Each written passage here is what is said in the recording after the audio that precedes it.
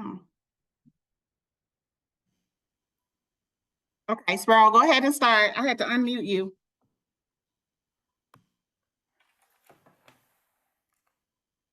I was born as Malcolm Little on May 19, 1925 in Omaha, Nebraska. I was the youngest of 7 children.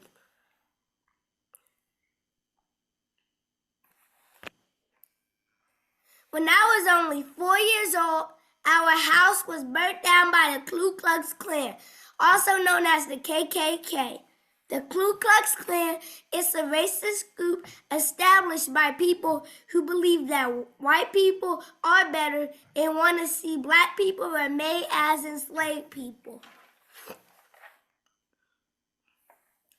When I was 6 years old, my father, Earl Little, a Baptist minister, died after being hit by a streetcar. He was a victim of murder due to racism. Racism is when people are treated unfairly because of their skin color or background. It's a kind of discrimination and causes great harm to people.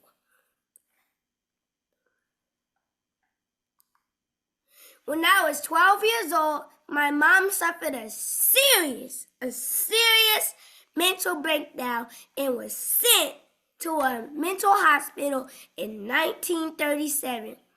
My siblings and I were sent to foster homes or to live with family members. I was sent to a foster home where I was mistreated. I did a great job in school, but after one of my 8th grade teachers told me that I should become a carpenter instead of a lawyer, I lost interest and quit school. I was so angry about what happened to my parents, I became a rebellious kid and teenager. I spent time in juvenile detention centers. I moved to Roxbury, Boston to live with my sister Ella. There, I became known as Detroit Red for the reddish ting in my hair. I became involved in petty criminal activities and developed into a street. My screen. Go back the other way. Just take your time, use your cursor, and go back the other way. There's something on my screen. Go back the other way. Okay, I'm trying to, but there's something on my screen. Okay, I'm coming. Sorry. Sorry, everybody.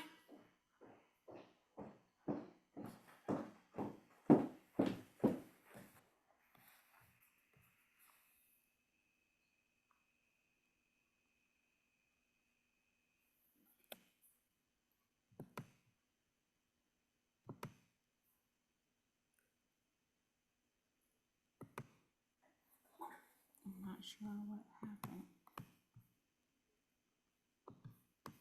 Hold on one second. Did it just pop up?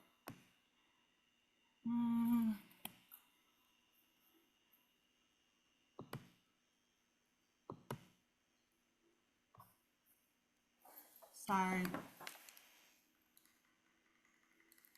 Did I mess up? No, it's okay. Things happen. Okay, you can continue now. Should be able. Can you see? Okay. I moved to Roxbury, Boston to live with my older sister Ella. There, I became known as Detroit Red for the reddish ting in my hair.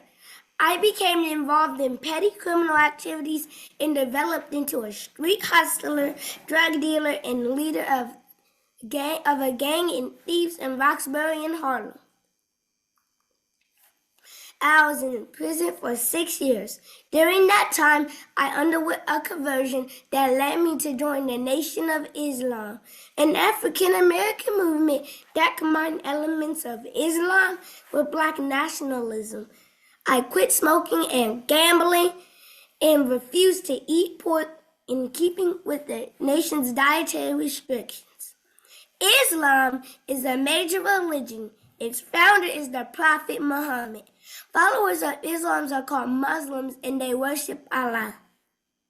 Black nationalism is the ideology that Black people should have racial pride, stay away from white people, and be self-sufficient economically. In order to educate myself, I spent long hours reading books in prison library, even memorizing a dictionary. I also sharpened my forensic skills by participating in debate classes.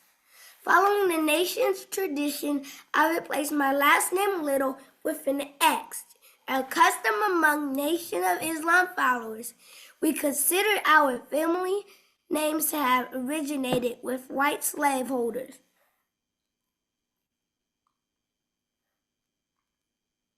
After my release from prison, I helped to lead the Nation of Islam during the period of its greatest growth and influence.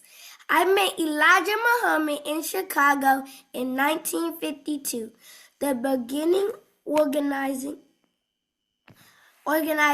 templates for the nation in New York, Philadelphia, Boston, and cities in the South.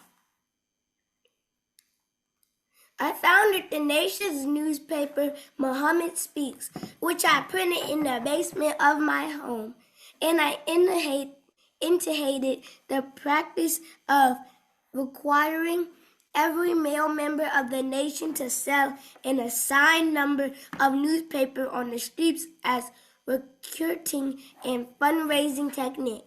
Be proud, my brother. Elijah Muhammad had a special affection for me and named me the national representative of Nation of Islam, second in rank to himself. Under my leadership, the nation claimed a membership of 500,000. In 1958, I married Betty Sanders, also known as Betty X, and we had 6 daughters. I was an articulate public speaker with a charismatic personality and a great organizer. I expressed the frustrations of African Americans during the Civil Rights Movement. I preached on the streets of Harlem and spoke at major universities such as Harvard University and the University of Oxford. I disagreed with Martin Luther King Jr.'s idea of integration and nonviolence because I felt there was more at stake than the civil rights to sit in a restaurant or even to vote. I believe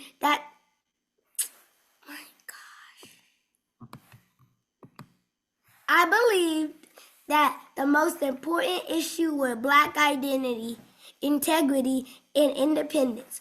Martin believed in nonviolence and civil disobedience. Civil disobedience is the refusal to comply with certain laws or to pay taxes and fines as peaceful form of political protest. I urged the nation's followers to defend themselves by any means necessary. By any means necessary means to achieve a goal using whatever methods are available, regardless of whether they are ethical or not, meaning that all options are on the table, including forceful or extreme actions to reach the desired outcome. It is associated with a strong determination to succeed no matter the cost. When you hear me say by any means necessary, I mean exactly that.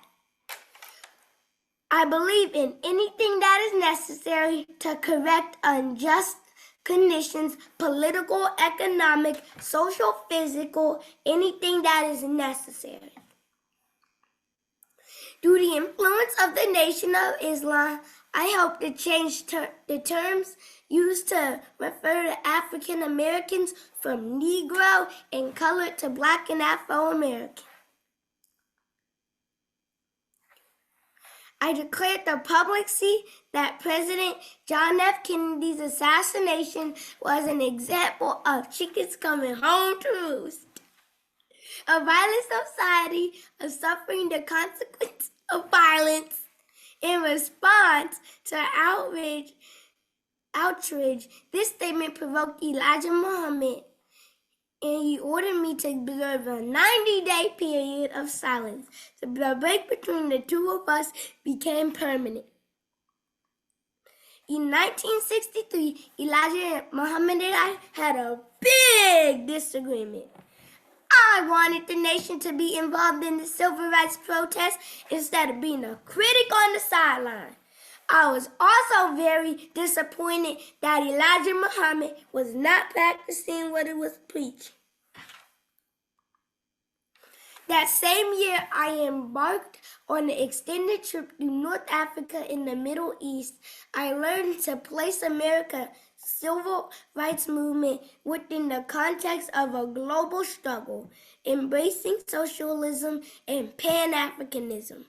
Pan-Africanism is a movement that advocates the unity and solidarity among people of African descendants. It also seeks in the end colonialism and white supremacism. Let's just call it supremacy. Supremacy in Africa.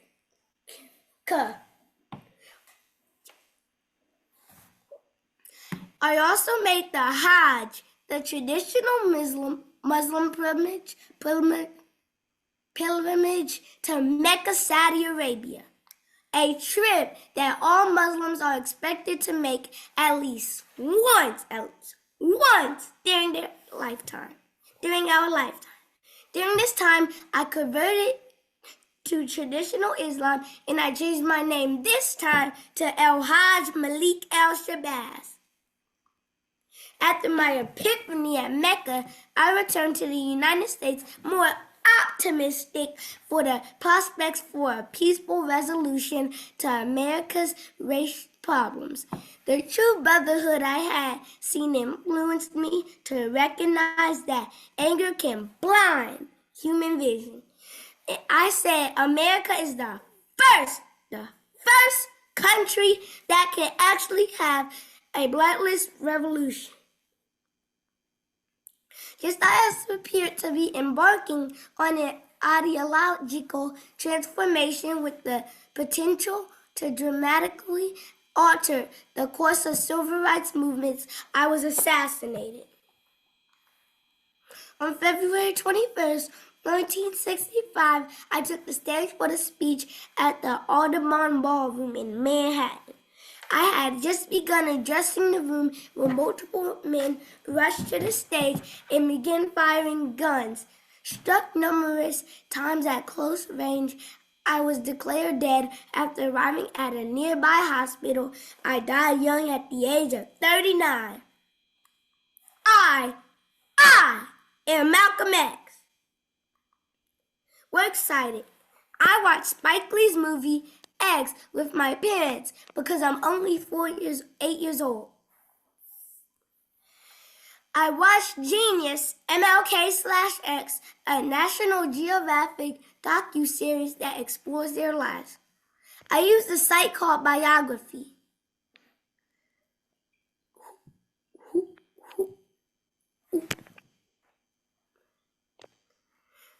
I used Google. I talked with my dad and mom about the life of Malcolm X. I used Canva for this presentation. I designed the slides and picked out the graphics with a little assistance. Mommy. Thank you for your time. Q&A. Does anyone have questions? I may have answers. Okay, hold on. Let me unmute everybody so you can ask questions if you have any questions.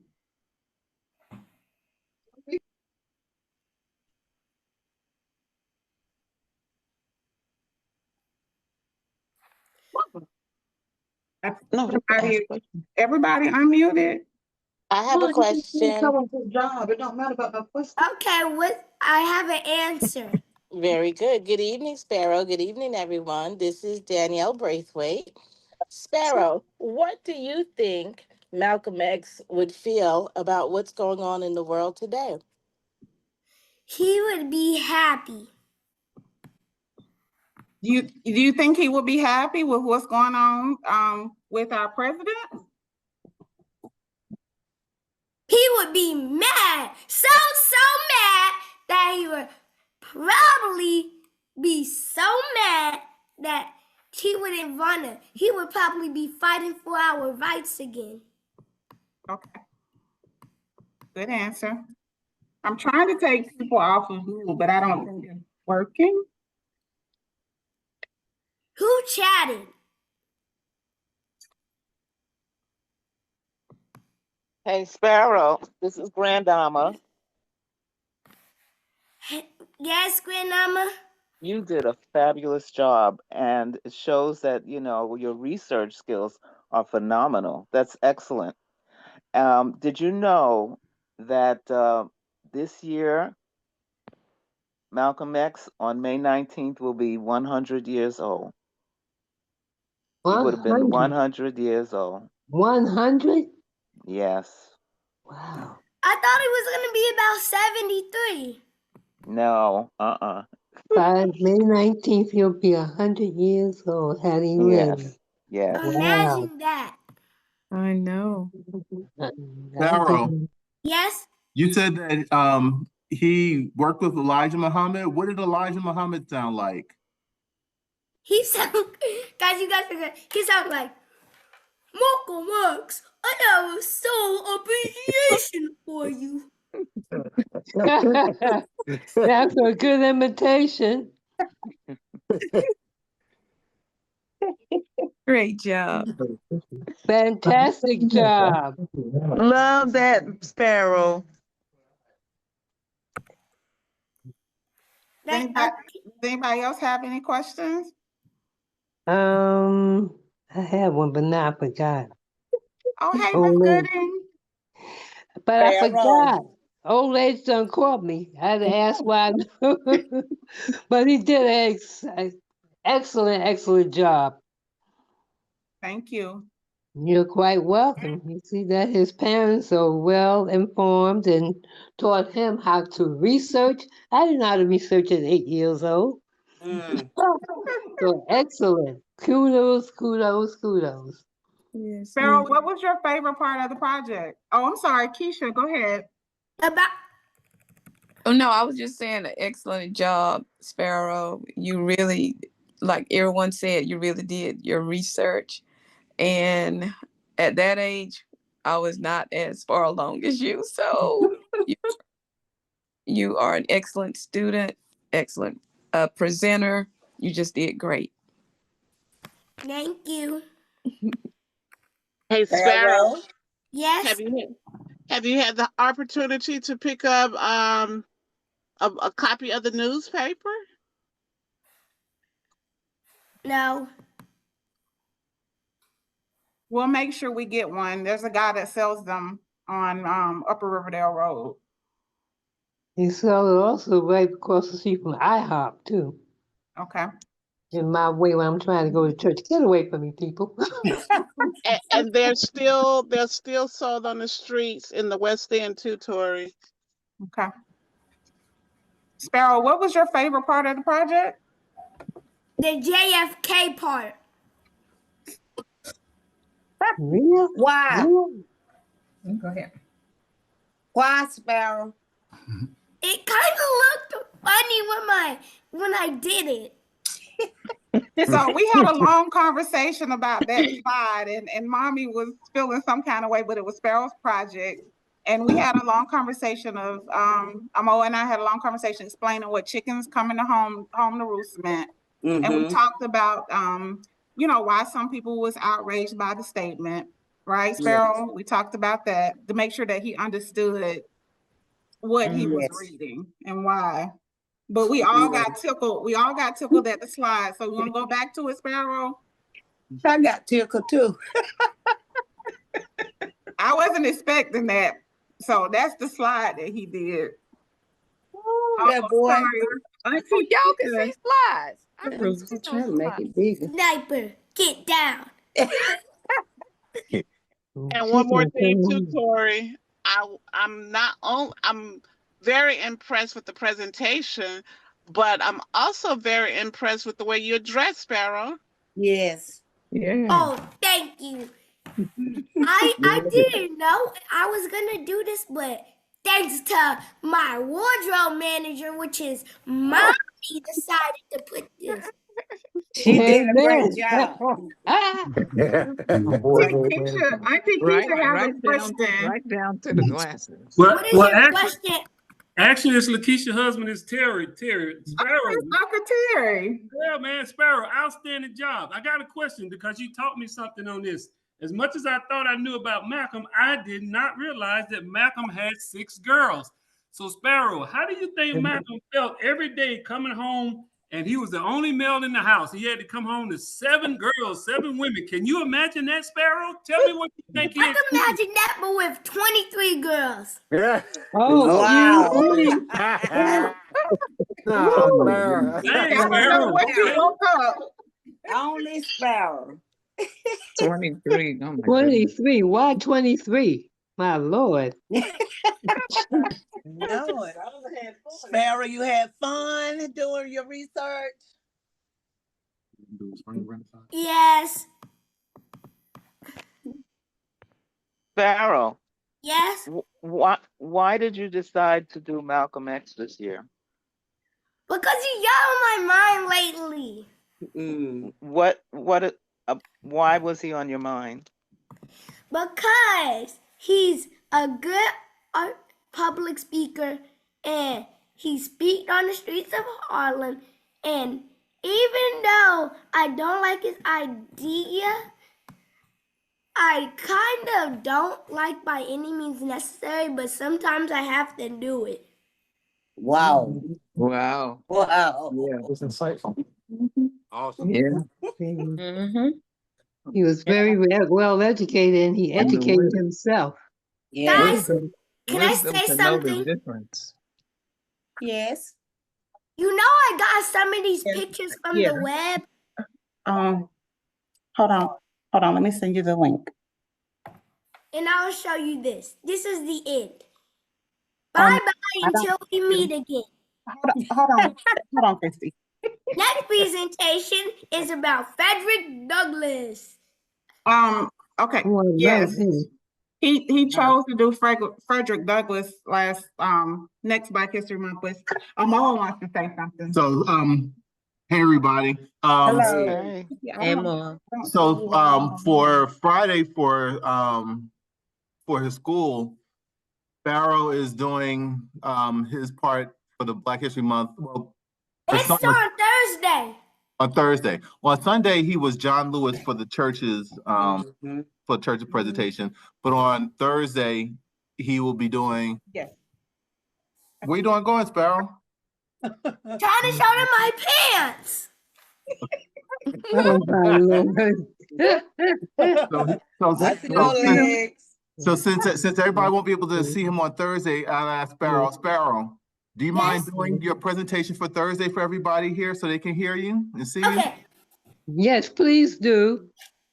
My name is Langston Hughes. And I was born on February 1st, 1901. A long time ago, but my words still shine bright today. I was a poet, writer, and dreamer, and I became one of the biggest voices of the Harlem Renaissance.